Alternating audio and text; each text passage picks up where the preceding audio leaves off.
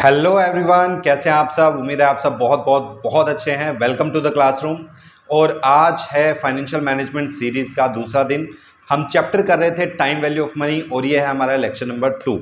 So time value of money में जो last lecture था उसमें हमने समझा था कि किस तरीके से फ्यूचर वैल्यूज़ को कैलकुलेट किया जाता है। आज हम एक नया कंसेप्ट सीखने जा रहे हैं, फ्यूचर वैल्यू ही निकालेंगे। बट वो कंसेप्ट क्या है, फॉर्मूला क्या है, समझते हैं इसको।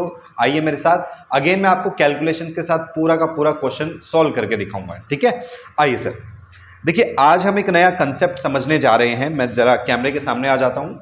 आई होप कि मैं विजिबल हूँ और आपको जो है स्क्रीन भी क्लियरली विजिबल है बच्चे। चलिए जी, हम स्टार्ट करते हैं सर। टॉपिक क्या है सर? हमारा टॉपिक है एनओटी। हम इसे क्या नाम देंगे? एनओटी, ठीक है। आइए सर, हम इसे नाम देंगे NOT. Sir what is NOT?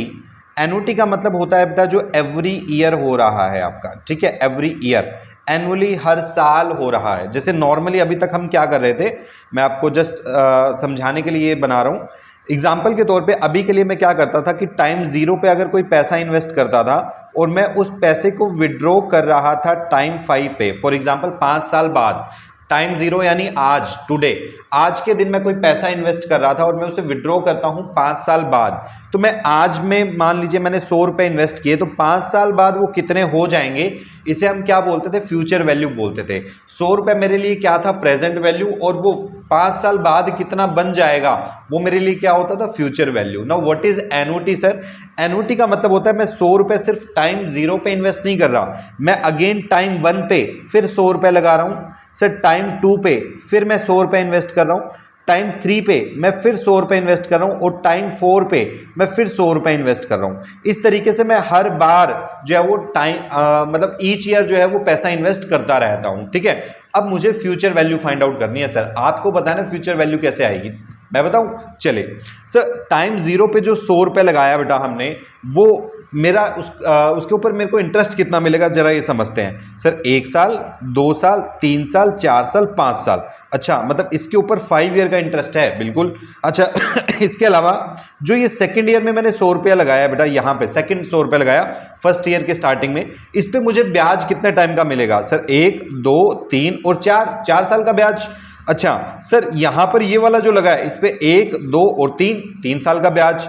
Sir यहां पर जो पैसा लगा है 1 और 2 साल का ब्याज, और इस पे जो पैसा लगा है इस पे 1 साल का ब्याज। यानी हर साल जब हम पैसा, सेम पैसा इन्वेस्ट करते रहते हैं तो उसे हम क्या नाम दे देते हैं? एनओटी नाम दे देते हैं। अब मैं अगर आपसे ऐसा पूछूं कि एनओटी कितने रुपए की है, तो आप बोलेंगे सर एनओटी है मेरे पास 100 रुपीज की। 5 साल तक ये एनओटी जमा होगी और 5 साल के बाद में आपको बताना है कि सर कितना रुपया ये बनके तैयार हो जाएगा, राइट। बहुत बढ़िया। आइए सर समझते हैं किस तरीके से ये सोल्व होगा। उससे पहले मैं एक चीज और बता दूं बच्चे आपको, एनओटी जो है वो 2 तरह की होती है। एनओटी 2 तरह की होती है। एक को हम बोलते हैं डेफर्ड एनओटी, डेफर्ड एनओटी, या इसे ऑर्डिनरी एनओटी भी बोला जाता है, ठीक है। इसी का दूसरा नाम है ऑर्डिनरी एनओटी। मतलब समझाऊंगा, अभी टेंशन ना ले, ठीक है। एक होता है बच्चे हमारे पास not due, not due. Sir दोनों में फर्क क्या है? शब्दों में फर्क है या कुछ और भी फर्क है? बहुत बड़ा डिफरेंस आ जाता है बच्चे, समझते हैं।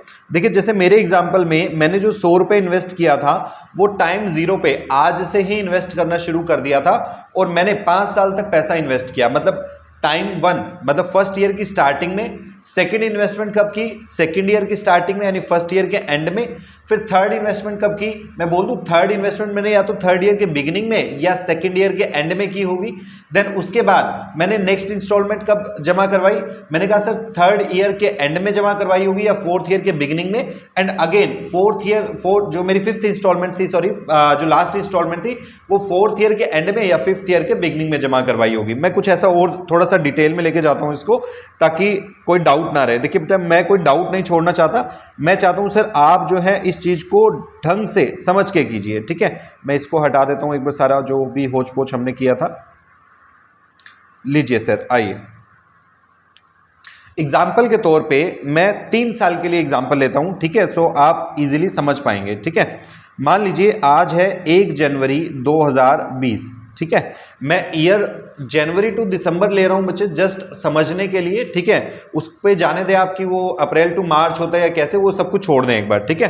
1 जनवरी 2020 आज है, आप मेरे को बताएंगे साल खत्म कब होगा। ये साल खत्म होगा सर 31 दिसंबर 2020। मैं बोल दूं इसी के जस्ट अगले दिन नया साल शुरू हो जाएगा जिसे हम बोलेंगे 1 जनवरी 2021। बहुत बढ़िया। ये साल कब खत्म होगा सर, ये साल खत्म होगा मेरा 31 दिसंबर 2021 और इसी के जस्ट नेक्स्ट डे 1 जनवरी 2022 हमारा अगला साल शुरू हो जाएगा। और ये साल कब खत्म होगा सर मेरा, ये साल खत्म होगा मेरा 31 दिसंबर 2022 में। Agree, right. अब देखो मैं ऐसा कर सकता हूं सर, मैं पैसा इन्वेस्ट कर सकता हूं हर ईयर की स्टार्टिंग में और मैं पैसा इन्वेस्ट कर सकता हूं हर ईयर के एंड में। दो ऑप्शन है मेरे पास।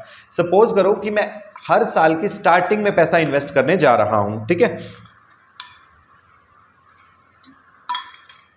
मान लीजिए मैं हर साल के स्टार्टिंग में पैसा इन्वेस्ट कर रहा हूं, तो 3 साल है मेरे पास, 1 2 3 साल में मैंने पैसा कब इन्वेस्ट किया होगा सोचिए, हर साल के स्टार्टिंग में। तो फर्स्ट ईयर का बिगिनिंग सर 1 जनवरी 2020 में मैंने पैसा पहली बार इन्वेस्ट किया होगा, मान लेते हैं 1000 रुपए।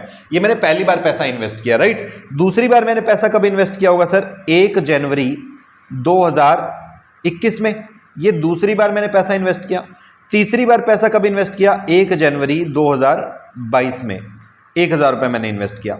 मैं आपको ग्राफ पे दिखाऊं कुछ ऐसा, मैं एक बार थोड़ा सा कलर चेंज कर दूं ताकि विजिबल हो जाए, ठीक है। पहली बार पैसा मैंने इधर लगाया, दूसरी बार पैसा मैंने यहां लगाया 1 जनवरी 2021 में और तीसरी बार पैसा मैंने यहां पे लगाया 1 जनवरी 2022 में, ठीक है। तो सर एक बात बताओ, आपने ये पैसा जो लगाया है, थोड़ा सा डार्क कलर में ले लेता हूं ताकि हमें विजिबल हो, ठीक है। आपको स्क्रीन पे क्लियरली दिखना चाहिए। देखिए मैंने पहली बार पैसा यहां लगाया, दूसरी बार पैसा इधर लगाया, तीसरी बार पैसा इधर लगाया और ये पैसा मेरे को मिलेगा कब, यहां जाके एंड पे जाके मिलेगा, ठीक है। पहली बार पैसा स्टार्टिंग में फर्स्ट ईयर की बिगिनिंग में, दूसरी बार पैसा सेकंड ईयर की बिगिनिंग में, तीसरी बार पैसा थर्ड ईयर की बिगिनिंग में और ये तीसरे साल के एंड में जाके मुझे मिलेगा। अब ध्यान से समझो, अब होगा क्या सर, इसका जो ब्याज मिलेगा 1 जनवरी 2020 वाले का जो ब्याज मिलेगा, इसका जो ब्याज मिलेगा वो 1 साल 2 साल 3 साल 3 साल के लिए ब्याज मिल रहा है। तो सर इसमें 3 साल का ब्याज होगा आपका। सर यहां पर जो मैंने पैसा इन्वेस्ट किया उस पर जो ब्याज मिलेगा वो 1 साल 2 साल के लिए ब्याज मिलेगा, 2 इयर्स के लिए मेरे को इंटरेस्ट मिल रहा है। सर इधर जो पैसा इन्वेस्ट किया वो 3 साल के लिए, सर 1 साल, देखो तीसरे साल के एंड में, सॉरी 3 साल बोल गया मैं गलती से, 1 साल के लिए इसमें क्या मिलेगा, ब्याज मिलेगा। तो इसमें मतलब मेरे पास जो ब्याज आएगा वो 1 ईयर के लिए आएगा। बोलो बात क्लियर है। ऐसी जो एन्युटी होती है बेटा, जहां पे मैं स्टार्टिंग में पैसा इन्वेस्ट करता हूं, इसे हम क्या बोलते हैं बेटा, इसे हम बोलते हैं, मैं हाईलाइट कर रहा हूं यहां पे, ये देखिए इसे हम बोलते हैं बिगिनिंग ऑफ ईच पीरियड में एन्युटी ड्यू होता है, ठीक है। अगर मैं बिगिनिंग ऑफ ईच पीरियड में पैसा जमा करवा रहा हूं, this is known as annuity due, this is known as annuity due. Sir what is deferred annuity, deferred annuity क्या होता है, देखिए इसी एग्जांपल को मैं ले लेता हूं, मैं इसी एग्जांपल को कॉपी पेस्ट मार लेते हैं हम, जरा यहां कर देते हैं। आई सर देखिए ये एग्जांपल है, बस इस बार मैं पैसा जो इन्वेस्ट करूंगा वो मैं कैसे करूंगा, एट द एंड करूंगा, ठीक है। मैं कह रहा हूं सर इस बार जो मैं पैसा इन्वेस्ट करने वाला हूं वो मैं लास्ट में करने वाला हूं, हर ईयर के लास्ट में।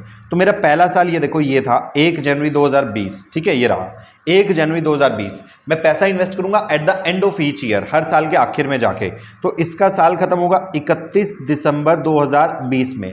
यहां पे मैंने पहली बार पैसा जमा करवाया 1000 रुपए। सर ये वाला साल खत्म हुआ 31 दिसंबर लिखना था, मार्च लिख दिया गलती से, लो जी 31 दिसंबर 2021, इसमें फिर मैंने 1000 रुपये जमा करवाया। इस ईयर के एंड में 31 दिसंबर 2022 फिर मैंने 1000 रुपये जमा कराया। ग्राफ पे दिखाऊं आपको, ये लो सर ग्राफ पे देखते हैं, जरा समझते हैं।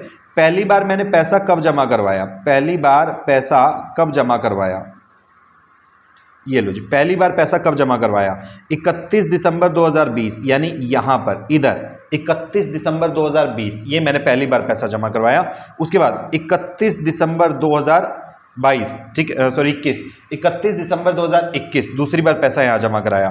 सर 31 दिसंबर 2022 तीसरी बार पैसा इधर जमा करवाया, और मेरे को पैसा मिलेगा कब? यहीं पे, यही एंड है मेरा, इधर ही पैसा मिलना है। अब जरा ध्यान से समझते हैं, देखो बेटा, अगर मैंने पैसा बिगिनिंग में जमा करवाया होता ना तो मेरे को ये 1 साल का ब्याज भी मिलता, लेकिन अब तो मैंने पैसा एंड में जमा करवाया है, यानी कि मैंने यहाँ पैसा जमा करवाया, तो ब्याज देखें सर, इस यहां पर जो पैसा जमा हुआ है, इधर जो पैसा जमा हुआ है, इसका 1 साल का ब्याज, 2 साल का ब्याज, यहां जो पैसा जमा कराया 1 साल का ब्याज, 2 साल का ब्याज बनता है, ठीक है। अच्छा सर, आपने जो इधर पैसा जमा कराया, इधर जो पैसा जमा करवाया, उसका कितना ब्याज बनता है? 1 साल का ब्याज बनता है। सर आपने जो इधर पैसा जमा करवाया उसका काहे का ब्याज? बाबू बताओ, किस बात का ब्याज मांग रहे हो आप? अभी पैसा जमा कराया, अभी पैसा निकाल रहे हो, ब्याज किस बात का बनता है? बोलो, बात क्लियर है? ऐसी एन्युटी को बोला जाता है डेफर्ड एन्युटी या फिर ऑर्डिनरी एन्युटी, ठीक है, जहां पे आप पैसा eight the end of each period जमा करवाते हो। बोलो, बात क्लियर है बेटा?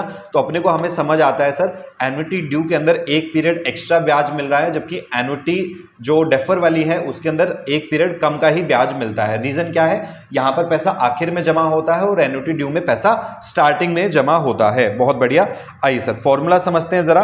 एन्युटी ड्यू के लिए जो फॉर्मूला है वो कुछ इस तरीके से डिजाइन किया गया है, ठीक है। फॉर्मूला मैं आपको समझा देता हूं, अलग से लिख के बता देता हूं, सिंपल सा लीजिए सर। फॉर्मूला क्या है देखिए, जो भी आपकी एन्युटी रहेगी, मैं कलर्स कोई दूसरे ले लूं, कलर्स में बड़ा यार प्रॉब्लम रहता है मेरे को, मैं समझ ही नहीं पाता कौन सा कलर चूज करना चाहिए, ठीक है। अच्छा, हम टॉपिक क्या पढ़ रहे हैं, टॉपिक का नाम मैं बता देता हूँ सबसे पहले, कहीं पता लगे वो भूल जाओ। फ्यूचर वैल्यू ऑफ एन्युटी, ठीक है, फ्यूचर वैल्यू ऑफ एन्युटी हम जो कर रहे हैं, अरे इसको भी पता नहीं क्या हो जाता है, future value of annuity, annuity की फ्यूचर वैल्यू, ठीक है। निकाल तो फ्यूचर वैल्यू ही रहे हैं, बस किसकी? एन्युटी की। एन्युटी की फ्यूचर वैल्यू, एन्युटी मतलब हर बार हर साल पैसा जमा होना। कल जो निकाला था वो पिछले लेक्चर में जो था वो क्या था सर? एक बार पैसा जमा कराया, उसकी फ्यूचर वैल्यू क्या है। चलिए शुरू करते हैं सर। फॉर्मूला क्या बना? अगर आपके पास है बेटा एन्युटी ड्यू, अगर एन्युटी ड्यू है तो फॉर्मूला कुछ इस तरीके से बन जाएगा, ठीक है। फॉर्मूला बनेगा आपके पास 1 + r⁻n -1, ठीक है, 1 + r⁻n -1।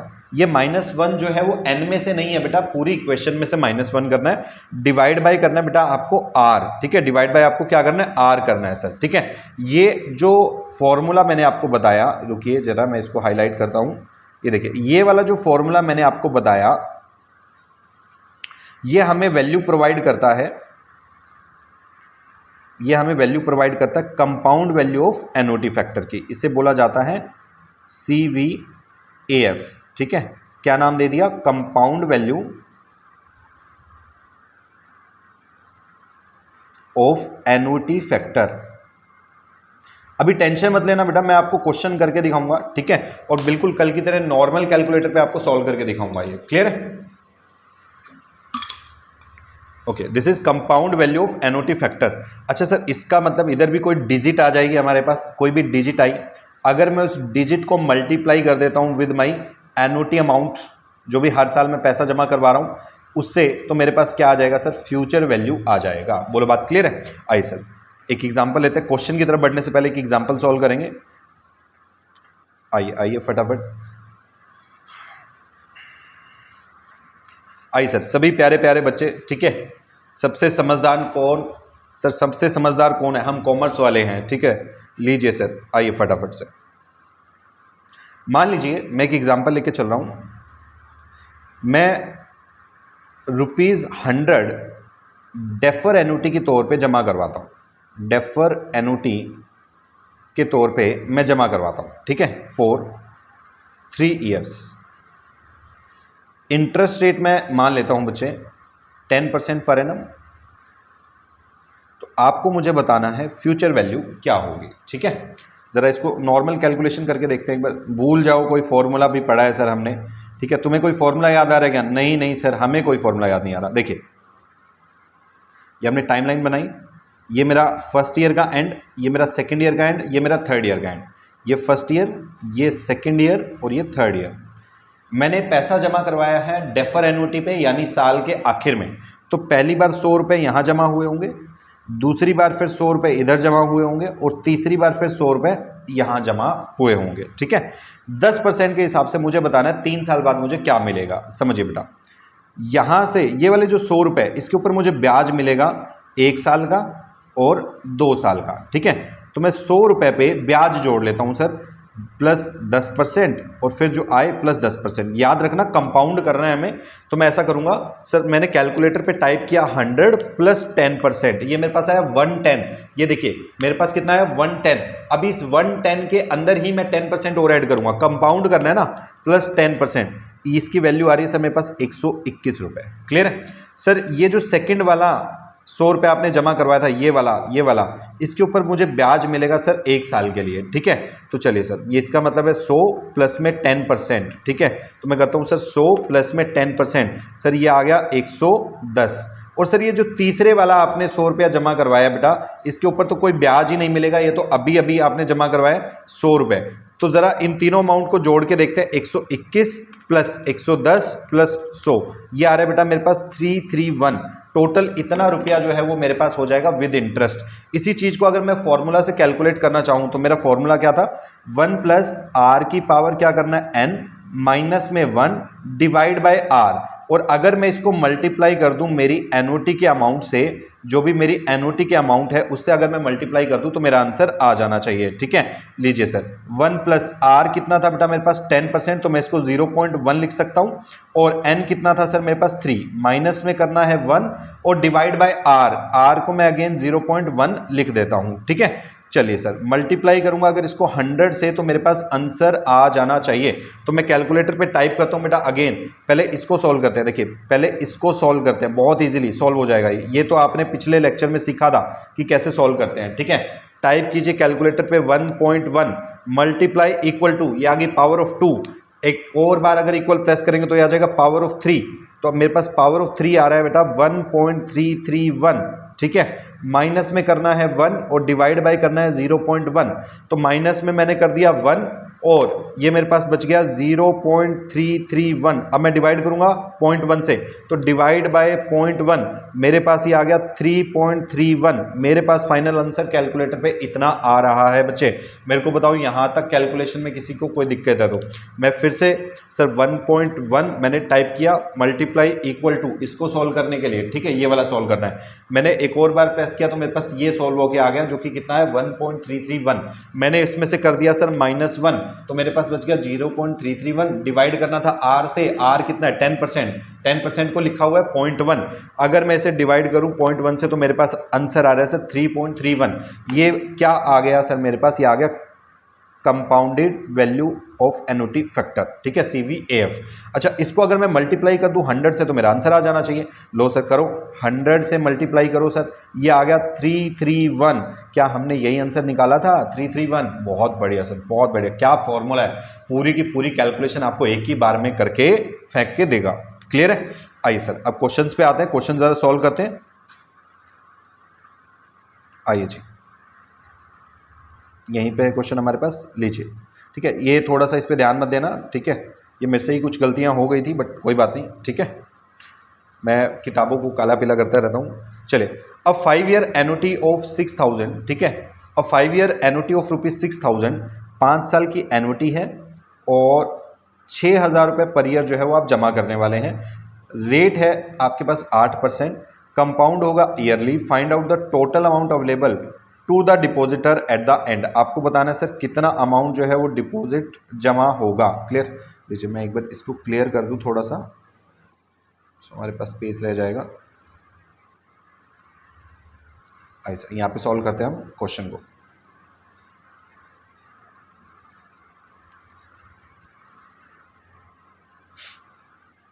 अरे तो वापस आ रहा है,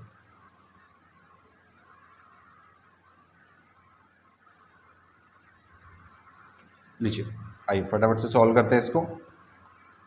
मेरे पास एनओटी कितनी है 6000, मेरे पास टाइम कितना है 5 ईयर और मेरे पास आर कितना है 8%। ठीक है, मेरे को फॉर्मूला अप्लाई करना है। फॉर्मूला बोलो क्या था? फॉर्मूला था कि सर जो भी एनओटी है, एनओटी मल्टीप्लाइड बाय, फॉर्मूला था मेरे पास 1 प्लस आर की पावर n माइनस में 1 डिवाइड बाय r। बड़ा सिंपल, बड़ा निहायती शरीफ फॉर्मूला है, ठीक है। आइए सर, एनओटी कितनी है 6000 मल्टीप्लाइड बाय 1 प्लस आर कितना है 8%, मैं इसको 0.08 लिख देता हूं। लीजिए सर 0.08 लिख देते हैं। इसकी पावर कितनी है सर, टाइम 5 माइनस करना है 1 डिवाइड करेंगे 0.08 से। देखो बेटा कैलकुलेशन बहुत इजी है। सबसे पहले ये वाला पोर्शन सॉल्व करना, ये वाला, ठीक है, बड़े इजीली ये सॉल्व हो जाएगा आपसे, ठीक है।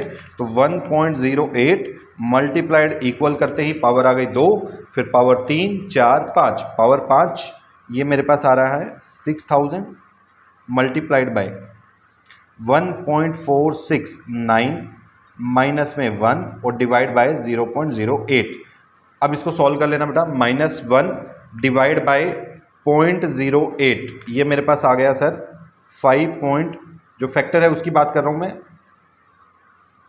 जो फैक्टर है उसकी बात कर रहा हूँ, ये मेरे पास आ गया, यहाँ कर देता हूँ मैं 6000 मल्टीप्लाइड बाय 5.867, ये कुछ मेरे पास फैक्टर आ रहा है, ठीक है। अच्छा एक चीज़ बता देता हूँ, मैथमेटिकली जैसे आप राउंड ऑफ करते हैं, मेरे पास आंसर आ रहा था 5.86666 ऐसा कुछ, तो मैंने जो है वो राउंड ऑफ कर दिया एक डिजिट आगे, ठीक है। आई होप आपको ये सब आता है। 6000 मल्टीप्लाइड बाय 5.867, ये आंसर मेरे पास आ रहा है 35,202 रुपये, इतना कुछ। देखें, ये लो सर, ये आपका आंसर क्या हो गया, मैच हो गया, राइट, बहुत बढ़िया। आइए सर अगला क्वेश्चन देखते हैं, ज़रा इसको फिर से क्लियर कर लेते हैं ताकि हमारे पास क्वेश्चन करने के लिए स्पेस हो जाए।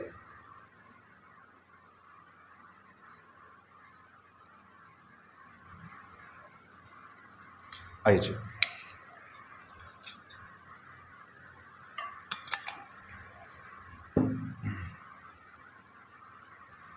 क्वेश्चन मेरे को कहता है सर एक मशीन है जिसकी 12 लाख की कॉस्ट है, इफेक्टिव लाइफ जो है वो मशीन की कितनी है, 8 साल है। एक सिंकिंग फंड आपको क्रिएट करना है। अब समझते हैं बेटा पहले सिंकिंग फंड के बारे में, सिंकिंग फंड क्या होता है, ठीक है। आइए मैं आपको सिंकिंग फंड थोड़ा सा बता दूं, वैसे बताना तो क्या है, बहुत ईजी है ये।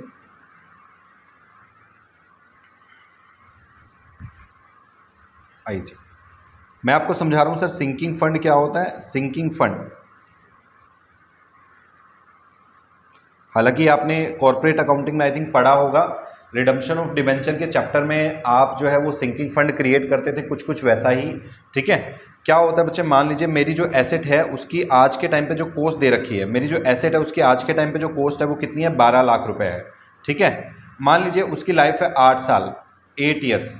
8 साल बाद क्या ये मेरी मशीन बेकार हो जाएगी? बिल्कुल हो जाएगी सर, क्योंकि लाइफ 8 साल की है। 8 साल बाद मुझे एक नई मशीन चाहिए होगी और वो नई मशीन के लिए मेरे को फिर से 12 लाख चाहिए होंगे, जो कि एकदम से निकालना, विड्रॉ करना बिजनेस के लिए मुश्किल होता है। तो बिजनेस क्या करता है सर, एक फंड बनाता है, ठीक है। एक मिनट रुकना बस, मेरा माइक निकल गया।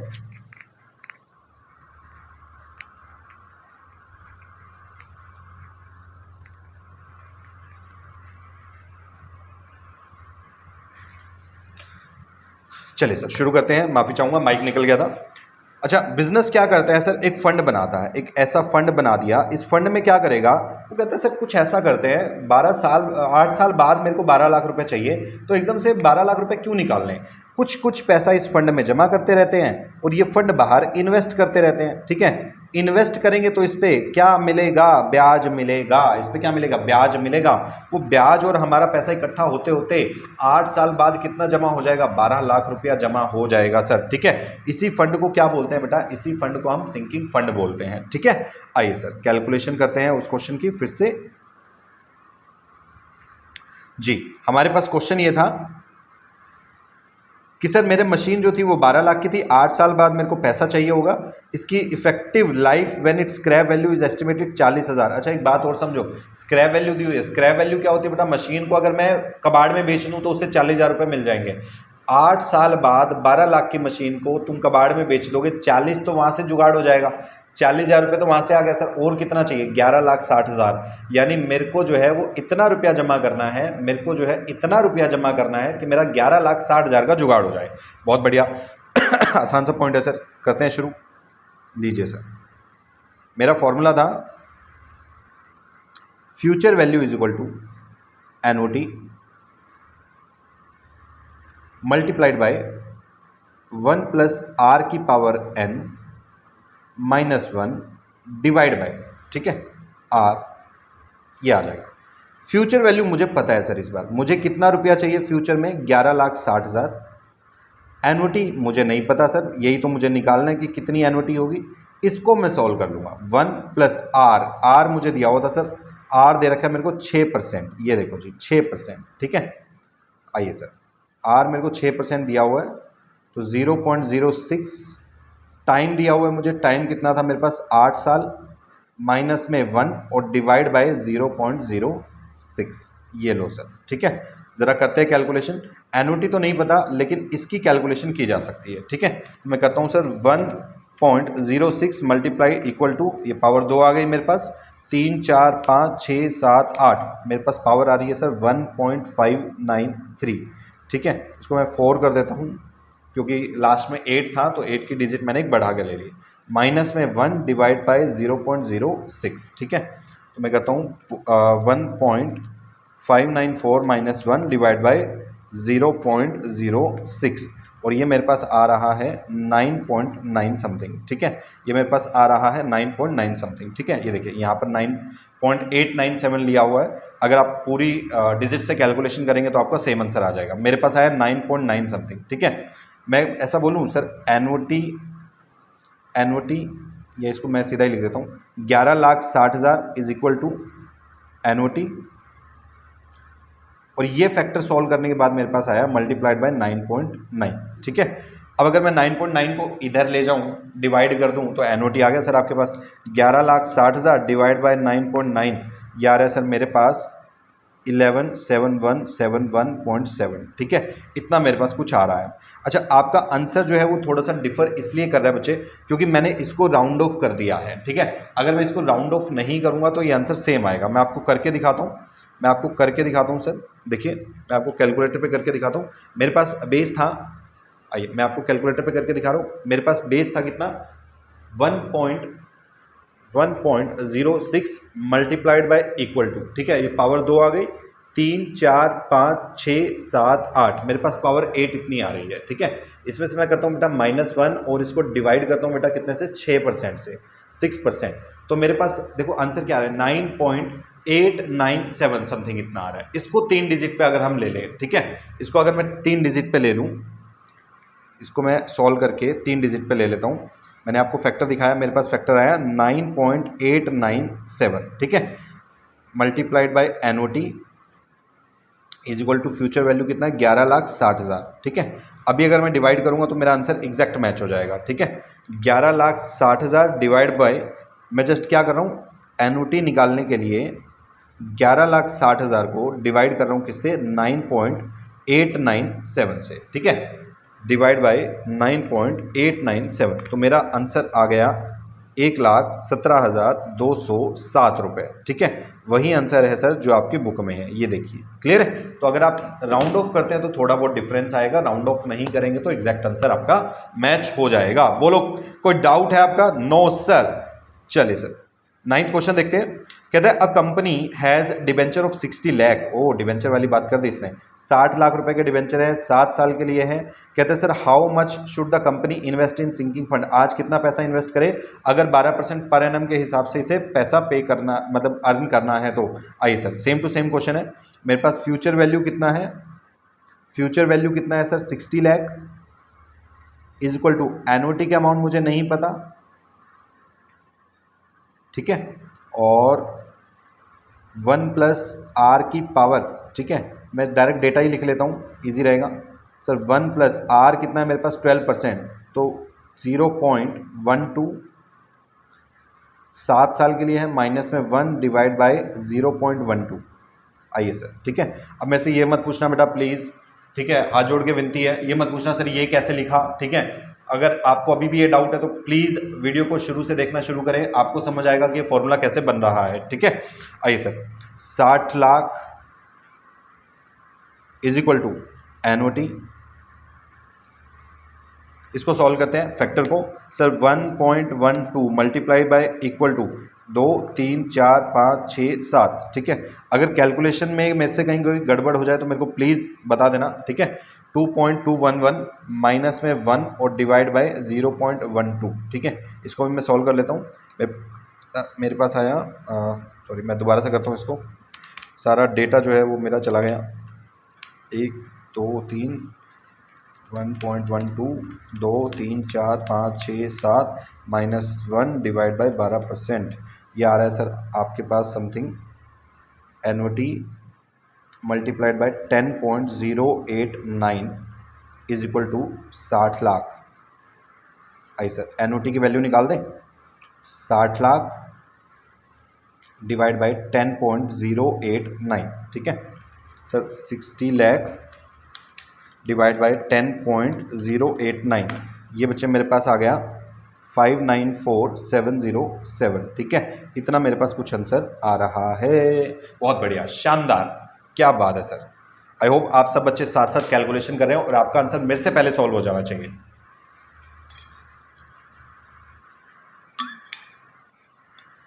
आइए सर अगला क्वेश्चन देखिए।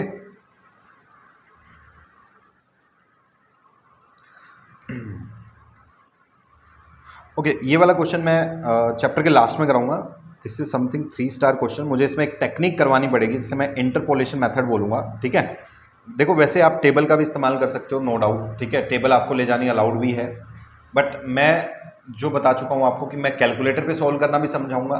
टेबल भी मैं चैप्टर के लास्ट में समझा दूंगा कि टेबल कैसे देखी जाती है। मैं कोशिश करता हूँ सर मेरा आंसर इसकी हेल्प से निकले। ये तलवार है सर अपनी, ये जंग में लड़ने के लिए अपना हथियार है। इसको नहीं चलाना आया तो फिर क्या फायदा, ठीक है। कागज लेके थोड़ी घूमोगे जंग में, ठीक है। आइए सर नेक्स्ट क्वेश्चन देखते हैं।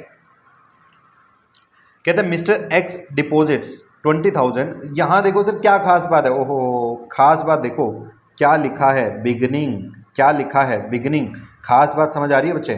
अगर खास बात समझ आए तो बताओ मेरे को। सारे बच्चे कमेंट करेंगे खास बात क्या है। क्या ये एन्युटी ड्यू है या एन्युटी डेफर है? सर ये अगर बिगिनिंग में हो रहा है तो ये जरूर पक्का पक्का कौन सा होगा, ये एन्युटी ड्यू होगा, ठीक है। कई बार हो जाता है। चलिए तो ये पक्का पक्का क्या होगा आपका, एन्युटी ड्यू होगा, ठीक है। अगर ये एन्युटी ड्यू है तो फॉर्मूला थोड़ा सा चेंज हो जाएगा। हमारा फॉर्मूला क्या रहेगा सर, 1 प्लस आर की पावर n माइनस 1, ये तो हम कर ही रहे थे सर, डिवाइड बाय आर, ये तो हम कर ही रहे थे सर। बस इस पूरे को अपने को एक बार और मल्टीप्लाई करना पड़ेगा, किससे, 1 प्लस आर से, ठीक है। 1 प्लस आर से अगर एन्युटी ड्यू हो जाए तो हमें ये वाला फॉर्मूला यूज करने का है, ठीक है। अगर मैं इस पूरे को मल्टीप्लाई कर दूंगा एनओटी से तो मेरे पास क्या आ जाएगा, फ्यूचर वैल्यू आ जाएगा। बोलो बात क्लियर है? राइट। आइए सर, तो मेरे पास एनओटी कितना दिया हुआ है सर, 20,000। बिगिनिंग में हो रहा है तो इसका मतलब एनओटी ड्यू है। ये मैं लिख देता हूँ सर, एनओटी ड्यू है। एनओटी ड्यू है तो ये वाला फॉर्मूला लगेगा, मेरे को एक स्टेप फालतू करना पड़ेगा इसमें। अच्छा, उस पर इंटरेस्ट रेट कितना है सर, 8% पर एनम है। Find out how much amount he will get eight the end of 5 year. Time कितना है मेरे पास, 5 ईयर है, ठीक है। आइए सर सॉल्व करते हैं। एनओटी कितना था, मैं भूल गया, 20,000। लो जी, 20,000 मल्टीप्लाइड बाय 1 प्लस आर कितना था बच्चे अपने पास, आर था 8%, तो 1 प्लस 0.08। टाइम कितना था, 5 ईयर्स, ये देखो। उसके बाद माइनस में 1 डिवाइड बाय कितना, 0.08, ये हो गया, मल्टीप्लाइड बाय 1 प्लस आर, तो 1 प्लस आर कितना है, 0.08। लो सर, सिंपल सी कैलकुलेशन है, फटाफट से करते हैं। पहले अगेन इस वाले पोर्शन को सॉल्व करेंगे sir. 1.08 multiply by equal to power 2 आ गई, 3 4 5, पावर 5 आ गई सर मेरे पास, पावर 5 आ रही है मेरे पास। 1.469 minus 1 divide bye 0.08 multiplied by, इसको मैं साफ साफ लिख देता हूँ, माइनस में 1, ये माइनस है ना, दिख नहीं रहा, -1, ठीक है। इधर 1 पॉइंट, इसको भी ऐड कर देते हैं, 1.08, ये आ गया सर मेरे पास। मल्टीप्लाई करना है इसको कितने से, 20,000 से, राइट। आइए सर करते हैं। सर फिर से एक बार मेरे को कैलकुलेशन करनी पड़ेगी। फिर से मेरा जो कैलकुलेशन वाला पार्ट था वो क्लियर हो गया। इसमें कैलकुलेटर में मैं गलती से AC का बटन प्रेस कर देता हूँ, ठीक है। AC मतलब वो वाला नहीं, ऑल क्लियर वाला बटन, ठीक है। पावर 2 3 4 5, ठीक है, 5 की पावर निकालनी थी, मैंने किया -1, मैंने किया डिवाइड बाय 8%, ठीक है, मेरे पास आ गया सर, और मैं इसको मल्टीप्लाई कर देता हूँ 1.08 से, तो मेरा फैक्टर निकल के आ रहा है 20,000 मल्टीप्लाइड बाय 6.336, ठीक है, लीजिए सर 336, इसको मैं अगर सॉल्व करता हूँ 20,000 मल्टीप्लाइड बाय 6.336, ये मेरा निकल गया बेटा 126,720। लीजिए सर, आइए आइए आइए फटाफट चेक मारें, ये लो जी, ठीक है, ऑलमोस्ट बस 7 रुपये का डिफरेंस है, चल जाएगा 7 रुपये में, क्या अपनी जेब से डाल देना 7 रुपये, ठीक है, इतना आपसे हो जाएगा, क्लियर है। चलिए सर, आज के लिए इतना ही, कल हम सीखेंगे प्रेजेंट वैल्यू निकालना, कल का लेक्चर बहुत बढ़िया लेक्चर रहने वाला है, ठीक है, कल जैसे अभी हम फ्यूचर वैल्यू निकाल रहे हैं, कल से हम वापस आना सीखेंगे, प्रेजेंट वैल्यू निकालना सीखेंगे, क्लियर है। चलिए, आई होप आपको मज़ा आया होगा इस लेक्चर में, आप इन्जॉय कर रहे हैं क्लासेस को, अगर इन्जॉय कर रहे हैं तो शेयर कीजिए अपने दोस्तों के साथ, अकेले अकेले इन्जॉय नहीं करना, ठीक है, और कमेंट कीजिए बेटा, ताकि मेरे को भी थोड़ा मोटिवेशन मिले आपके लिए और वीडियोस बनाने के लिए, ठीक है, और तब तक के लिए थैंक यू सो मच, मिलते हैं अगले लेक्चर में, टाटा बाय बाय, जय हिंद।